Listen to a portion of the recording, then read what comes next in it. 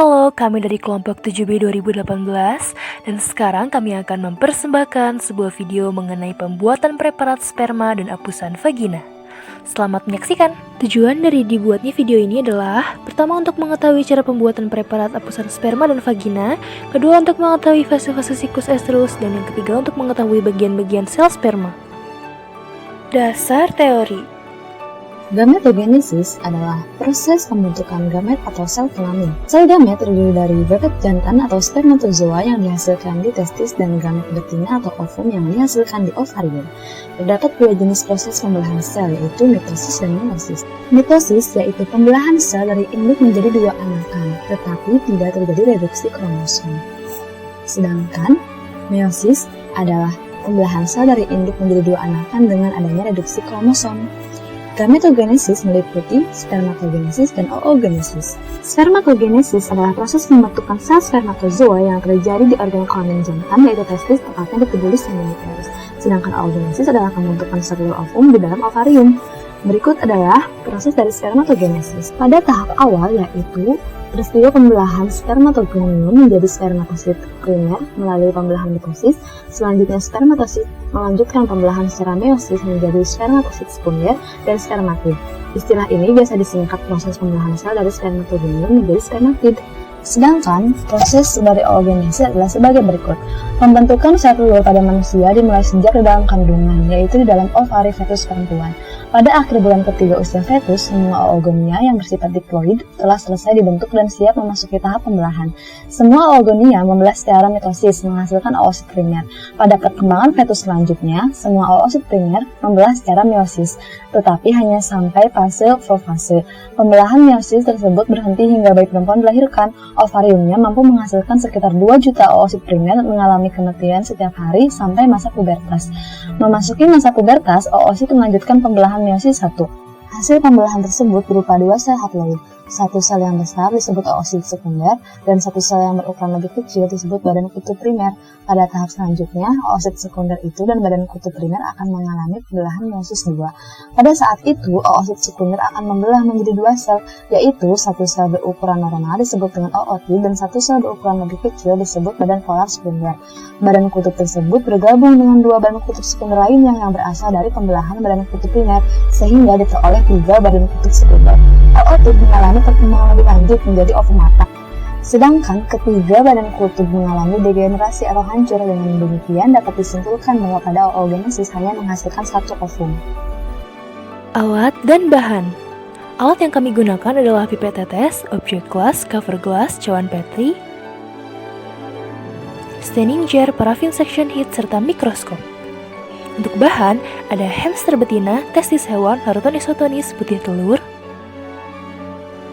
aquades, methylene blue, entelan, serta silol. Langkah kerja preparat sperma.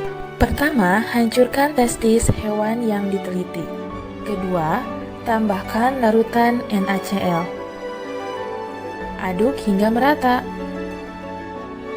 Ketiga, teteskan suspensi sperma.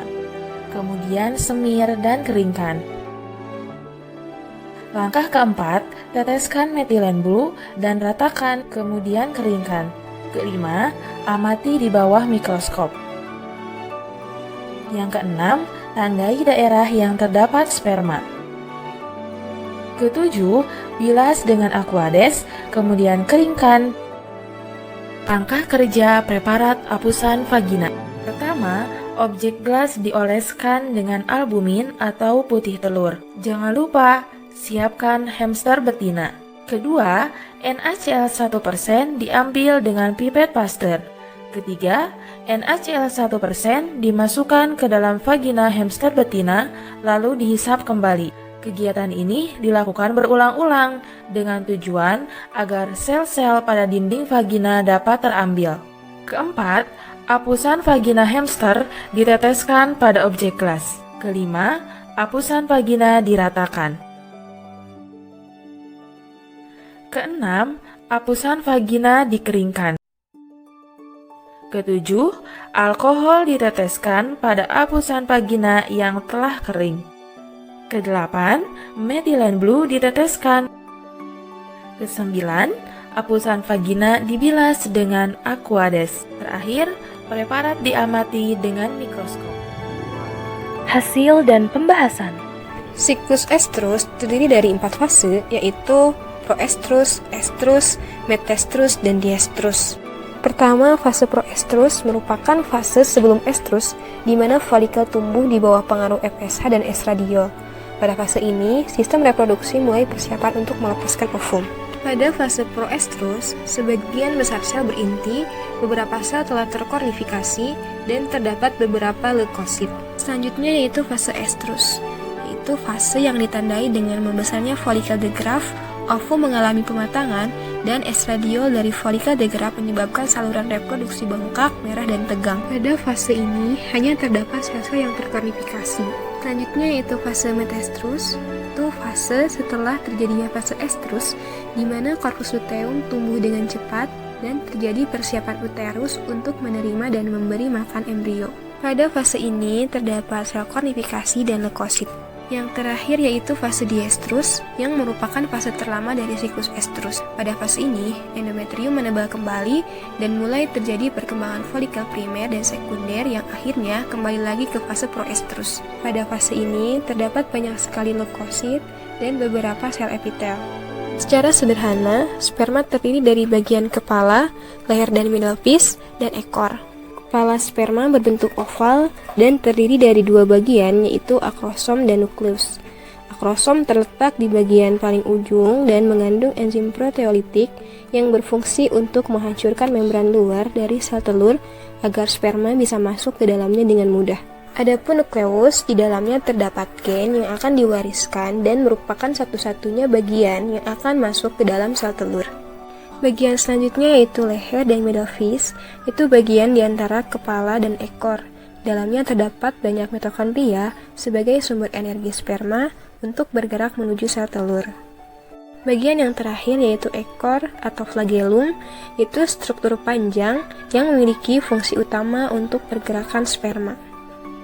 Sesi pertanyaan mengenai oogenesis. Yang pertama, menurut Anda, apakah hewan yang bertelur, misalnya ayam, juga memiliki sel-sel folikel pada proses pematangan sel telurnya?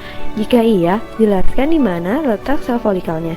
Jika tidak, jelaskan dari mana sel telur memperoleh suplai nutrisi selama masa pematangannya. Ya, memiliki folikel-folikel berada pada ovarium. Ovarium terletak pada daerah kranial ginjal di antara rongga dada dan rongga perut pada garis punggung sebagai penghasil ovum. Ovarium sangat kaya akan kuning telur yang disebut yolk. Yang kedua, tulislah sekurang-kurangnya 1 contoh hewan yang bertelur termasuk kelompok alesital, isoselital, centrosital, telosesital, megalesital. Yang pertama alesital yaitu ikan. Isolesital adalah telur Echinidemata, Apioscus, dan Mammalia. Centrolisital adalah telur arthropoda, telolesital adalah telur amfibia, dan megalisital adalah telur Pisces, reptil, dan aves. Yang ketiga, menurut hasil pengamatan Anda di bawah mikroskop, berapa diameter sel telur mencit? Yaitu ukurannya ovarium sangat tergantung pada umur dan status reproduksinya. Selanjutnya, mengenai siklus estrus. Yang pertama, perubahan struktur sel epitel dan banyak sel leukosit ada hubungannya dengan fungsi dan proses pada siklus estrus. Bagaimana penjelasan Anda mengenai hal tersebut? Jawabannya, sel epitel merupakan sel yang terletak di permukaan vagina, sehingga apabila terjadi perubahan kadar estrogen, maka sel epitel merupakan sel yang paling awal terkena akibat adanya perubahan tersebut. Leukosit di vagina berfungsi untuk membunuh bakteri dan kuman yang dapat merusak ovum. Pertanyaan kedua, keberhasilan membuat preparat hapusan vagina ditentukan oleh faktor pendukung dan faktor penghambat. Coba Anda sebutkan. Faktor pendukung, hewan yang dijadikan objek tepat pada saat hewan tersebut mengalami siklus estrus atau birahi.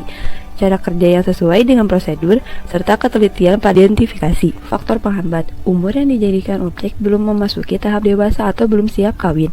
Pada saat pembuatan hapusan, tidak pada saat kejadian siklus estrus, dan kurang ketelitian dalam mengidentifikasikan. Loh, kok berhenti? Iya, kami sudah selesai. Terima kasih telah menyaksikan ya. Sampai jumpa lagi.